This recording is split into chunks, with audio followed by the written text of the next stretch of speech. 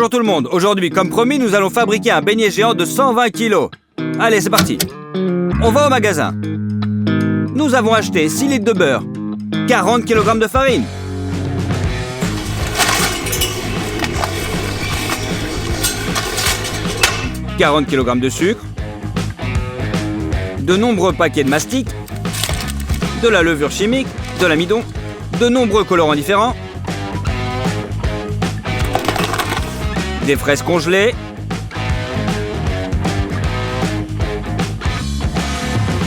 8 kg de lait concentré, 2 boîtes d'œufs de poule. »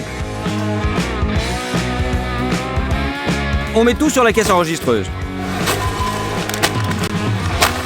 Tous ces produits coûtent 356 $. Commençons à faire la pâte. Nous ouvrons les boîtes. On sort des boîtes nos œufs.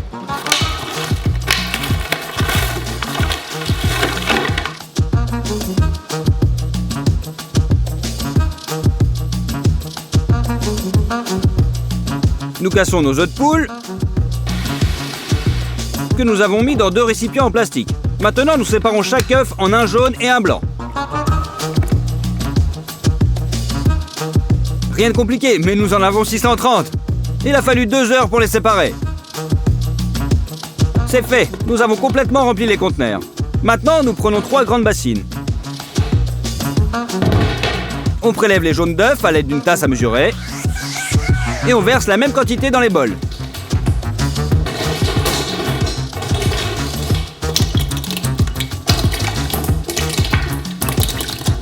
Maintenant, nous avons besoin du sucre. On ouvre les sachets.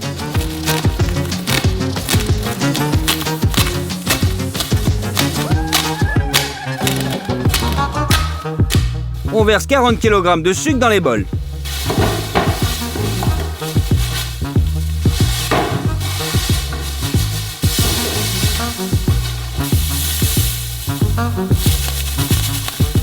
Ajoutez également 1 litre d'eau chacun.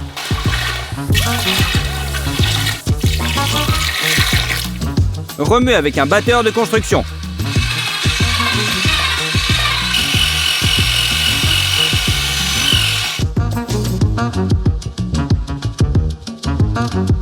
La masse doit augmenter de volume et devenir blanche. Il vous faut maintenant 6 litres d'huile.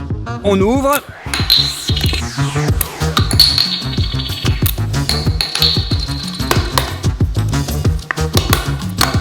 Et on verse la même quantité dans chaque bassine.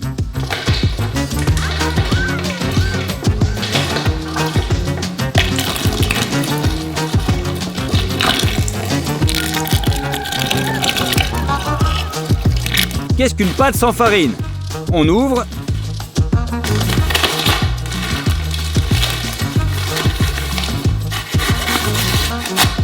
Et nous versons 40 kg de farine dans les bassines.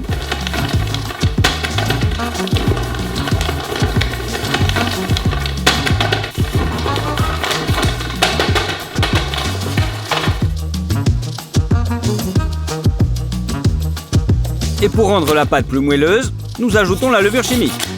C'est ouvert 500 g dans chaque bol.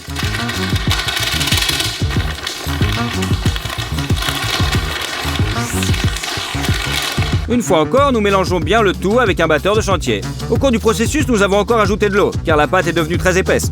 Passons maintenant au blanc de poulet. Nous avons besoin de 4 mixeurs et d'un batteur.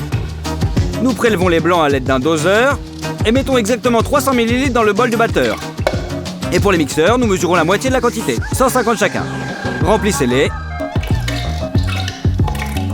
Allumez-le.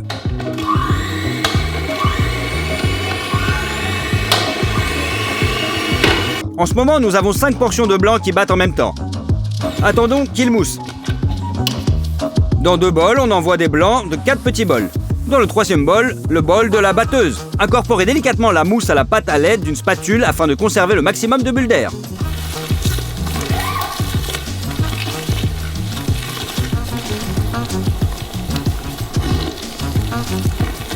Nous avons fait un mini tapis roulant et pendant qu'une personne mesure et monte les blancs en neige, l'autre personne, moi, je les incorpore à la pâte. Et ainsi de suite pendant 3 heures. C'est prêt, la pâte est enfin prête. C'est beaucoup plus liquide. La seule façon de faire un gros beignet est de le cuire dans un moule personnalisé. Il ressemble à un modèle d'usine. Ouvrez le beurre dans les boîtes. Vaporisez-le à l'intérieur.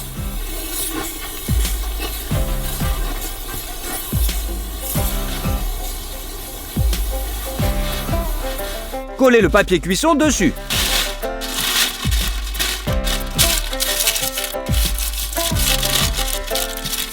Nous devons recouvrir tout le moule. Et on va verser la pâte de 3 bols dans le moule.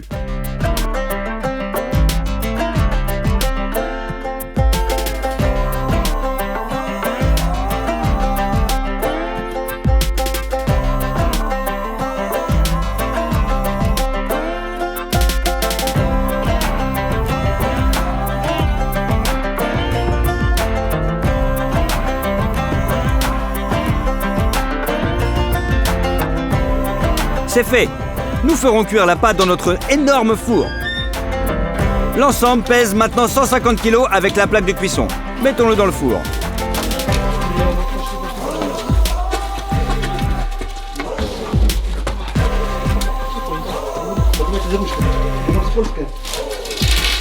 Voilà, c'est prêt.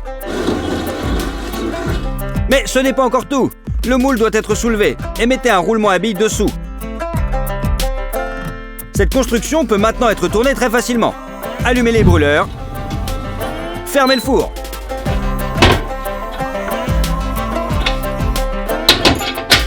Maintenez la température à 160 degrés. Toutes les 2 heures, nous ouvrirons légèrement la porte, tirerons la corde et tournerons le moule pour que la pâte cuise uniformément. Et pendant que le beignet cuit, préparez la crème qui sera à l'intérieur. On sort du congélateur les fraises.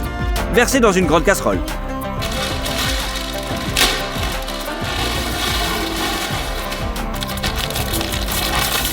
Mettez-les sur la cuisinière.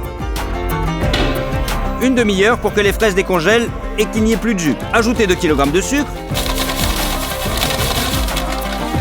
Battez-les avec un mixeur plongeant. Maintenant, nous avons besoin de lait concentré sucré. Coupez la feuille d'aluminium et mettez le lait concentré dans le moule.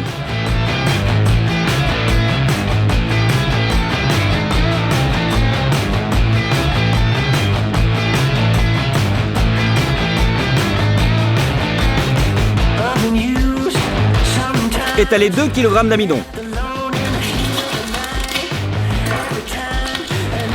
Versez dans le moule.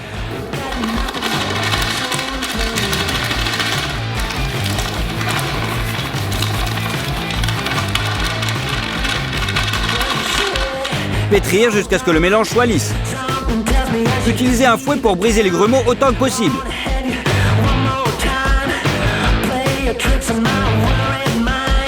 Ajoutez le colorant rose. Mélangez le tout. Versez ensuite ce mélange dans le mélange de fraises. Remuez-le, ça commence à s'épaissir. Nous avons besoin d'une crème épaisse comme celle-ci. Préparez un sac spécial. Coupez environ 1 mètre. Nous le déroulons dans le sens de la longueur.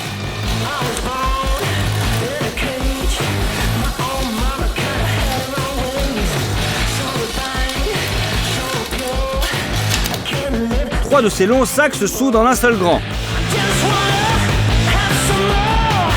Et une grande poche à douille est créée. Coupez son extrémité, poussez à travers le tube de fer et fixez-le avec des attaches en plastique.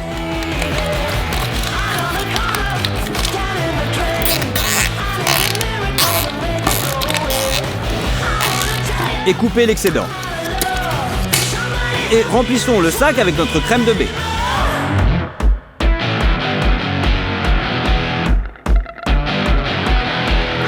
C'est prêt, c'est rempli. Passez maintenant au glaçage. Pour ce faire, coupons beaucoup de citron en 2.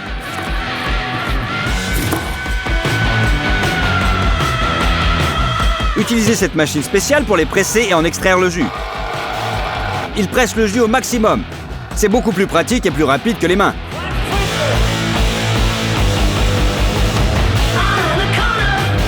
Nous y voilà.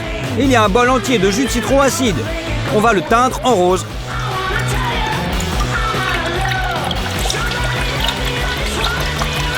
La deuxième chose dont vous aurez besoin pour le glaçage est le sucre glace. Beaucoup de sucre glace. On l'ouvre et on le met dans un grand bol. Puis nous versons le jus de citron teinté en plusieurs fois. On mélange.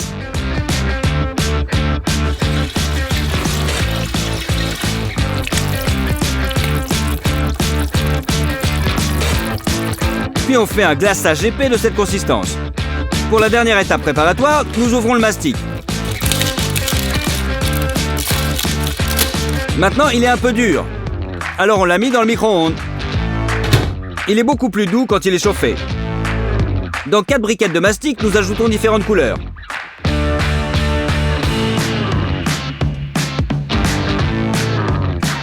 Mélangez bien avec vos mains jusqu'à ce que tout le colorant soit incorporé.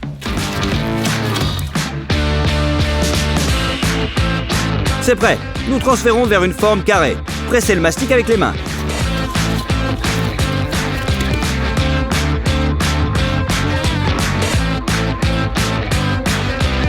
Répétez l'opération avec chaque couleur.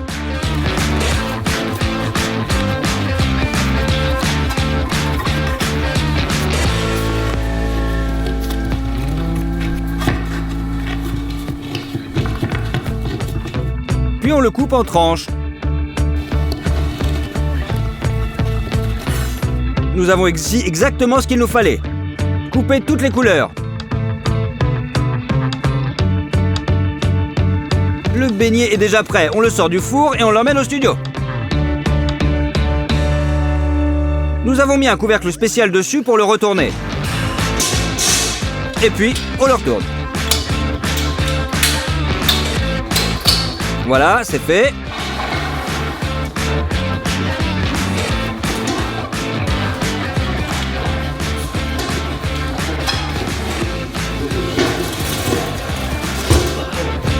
Déverrouillez les attaches arrière.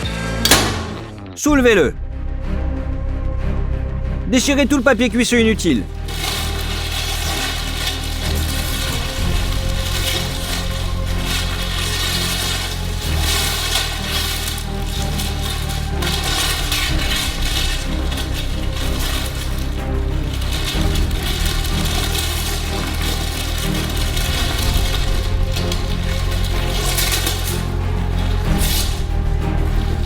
Maintenant, il est prêt à être transféré sur la table.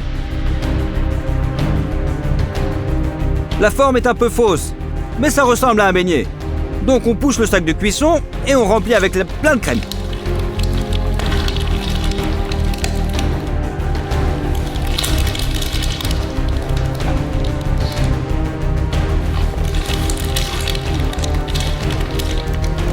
Maintenant, le glaçage. Il suffit de le verser sur le dessus du beignet.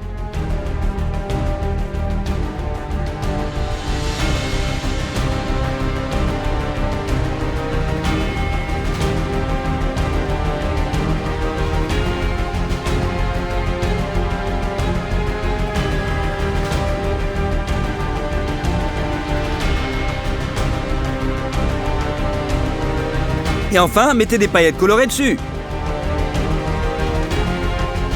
Bonjour à tous, il n'y a pas une seule personne parmi mes abonnés qui n'a pas essayé une barre Bounty au moins une fois dans sa vie. Aujourd'hui, nous allons faire une barre Bounty dont la taille est tout simplement incroyable. Jetons un coup d'œil à la composition de la barre chocolatée originale. Nous voyons du chocolat au lait à l'extérieur et du fourrage à la noix de coco à l'intérieur. Allons donc au magasin pour acheter tous les produits dont nous avons besoin. La première chose que nous devons obtenir est un grand nombre de chocolats.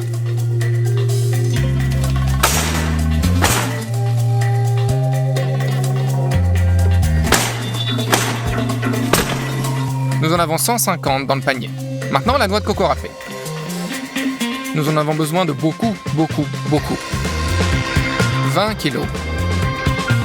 Puis 9 kilos de sucre. De l'acide citrique et de l'huile de noix de coco. En gros, c'est tout. On peut donc aller à la caisse.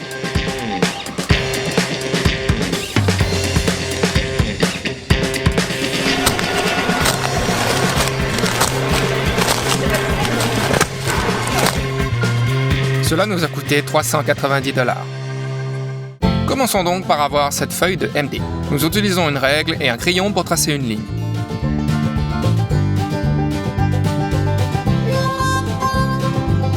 faisons donc les coins arrondis à la main.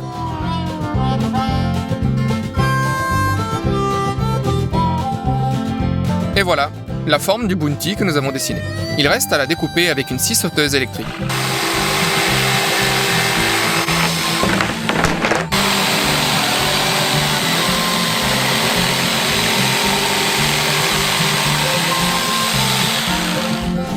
C'est fait. Maintenant, on prend le film étirable et on l'emballe.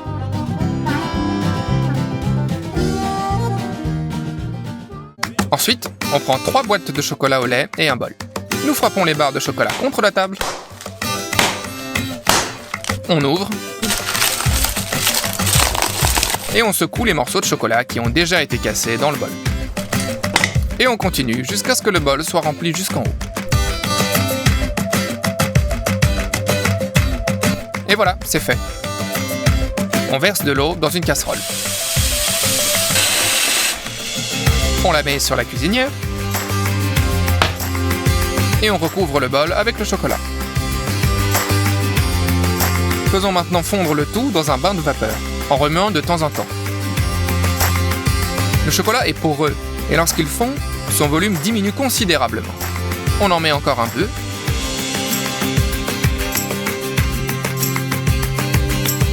On met maintenant du chocolat fondu sur une planche. On met notre moule sur la table. On arrose d'un peu de chocolat.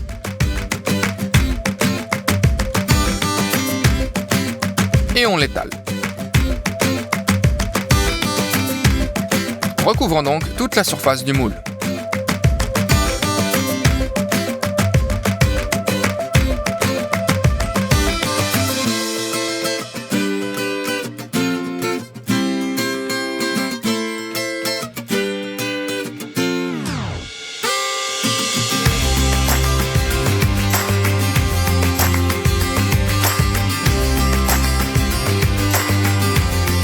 Prenons maintenant une énorme casserole et tout le noix de coco râpé qu'on a acheté. Chaque paquet est ouvert et versé dans un bol.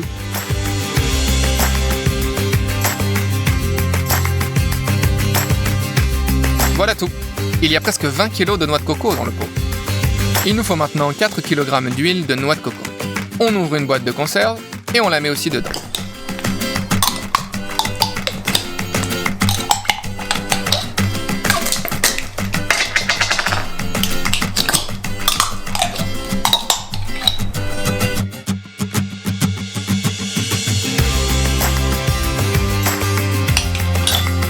C'est fait.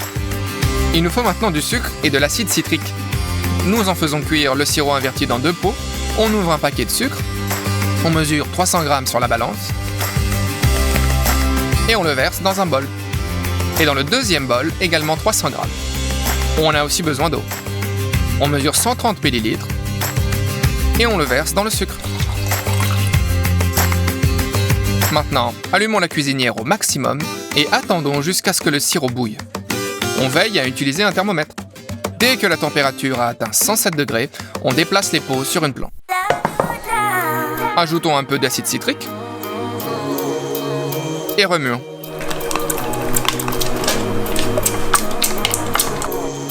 Prenons un pot de 3 litres et versons le sirop dedans.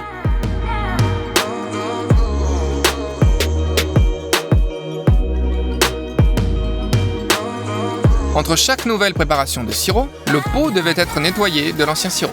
Encore une fois, mesurons et faisons bouillir le tout. Et bien d'autres fois encore.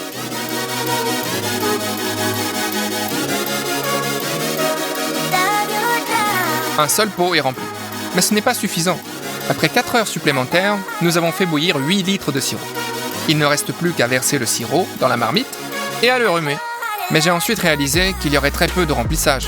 Nous avons encore acheté donc 50 kg de noix de coco râpée, 10 litres d'huile de noix de coco et 20 litres de sirop de glucose auprès de grossistes. Tout cela a coûté 315 $. Au fait, le sirop de glucose est un anti-stress très cool. C'est incroyablement satisfaisant à croquer. Nous versons un pot de sirop inverti dans le pot.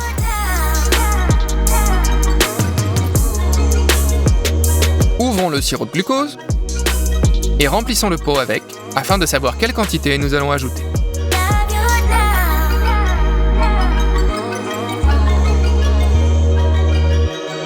Versons les 3 premiers litres.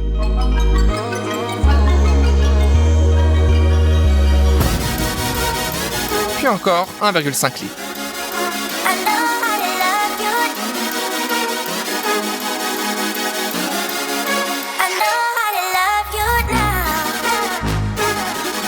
Maintenant, remuons le tout avec les mains, pour que toute la noix de coco soit imprégnée du sirop et de l'huile.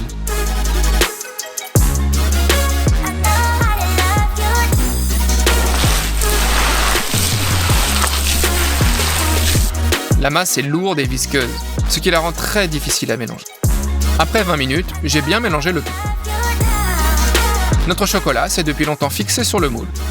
On sort la garniture à la noix de coco et on la verse sur le moule.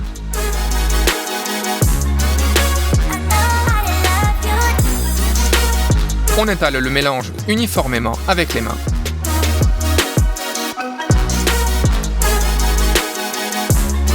Et on appuie dessus. On ouvre un sachet de noix de coco râpée. On en verse la plus grande partie dans une casserole. Cette fois, fais un petit cratère dans la noix de coco, dans lequel on versera d'abord le sirop inverti.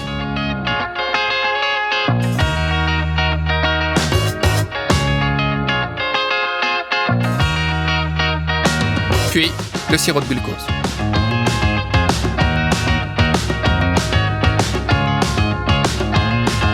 On ouvre une boîte d'huile de noix de coco et on y verse 4 litres. L'huile est liquide car elle a été trempée dans de l'eau chaude. On mélange à nouveau le tout, cette fois à 4 mains. On renverse la casserole sur le moule.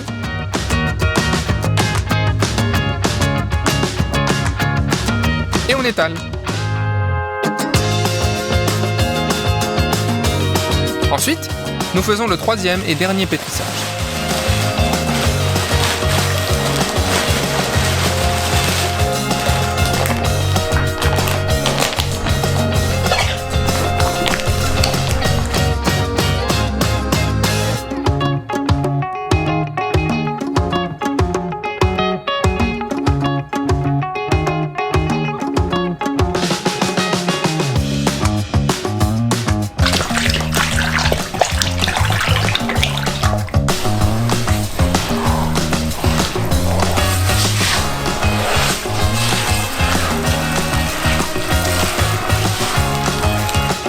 Et nous le versons également sur le moule. Nous devons l'étaler plus soigneusement, afin de donner la forme d'une barre semblable à un bounty. Au début, nous avons tout fait à la main, puis nous avons soigneusement tassé avec une planche.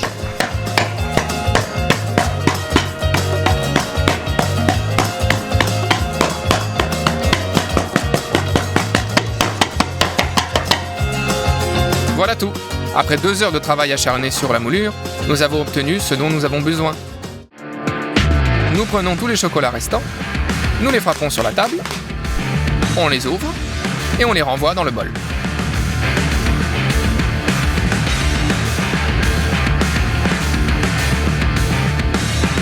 Et dans le bain de vapeur. Lorsque tout le chocolat est liquide, on le verse sur la barre et on l'étale avec une spatule. Puis on verse un 2e bol de chocolat.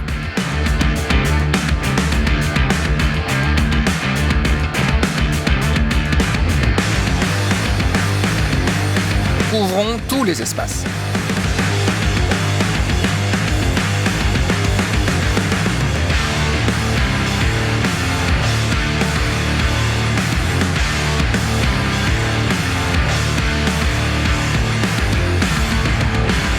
Enfin, le 3e bol.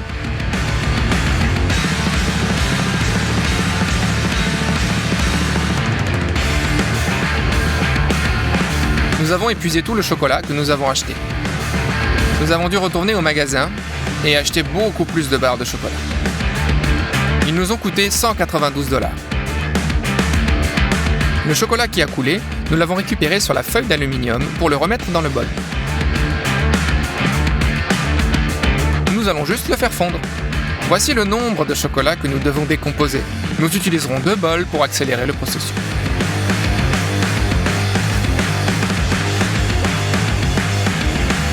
C'est fait.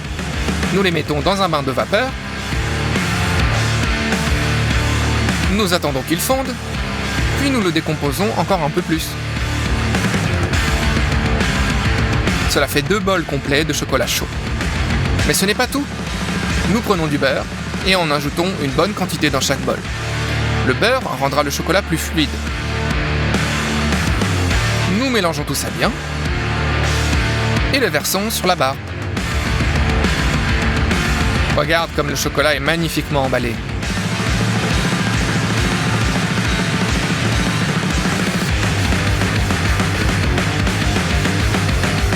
On verse un deuxième bol de chocolat.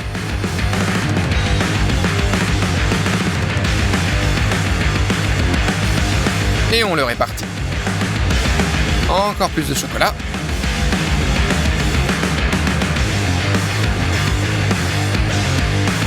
Nous avons essayé aussi de faire des boucles sur le dessus, comme sur un bounty.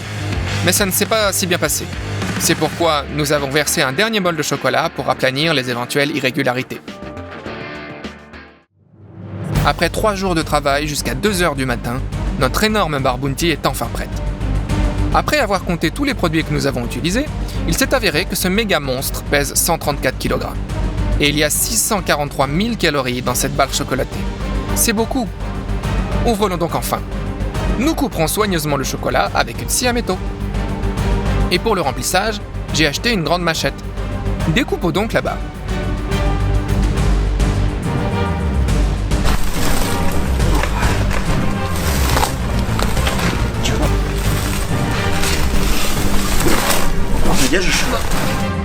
Toute la garniture du pain est égale, comme dans l'original. En incluant tous les extras, notre Bounty Bar coûte 903 $.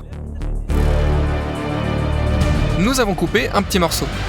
Essayons donc notre énorme Bounty. Vous savez que cette barre n'a pas de différence de goût. C'est un vrai Bounty. Si tu l'essayes les yeux fermés, personne ne pourra faire la différence. C'est incroyablement délicieux.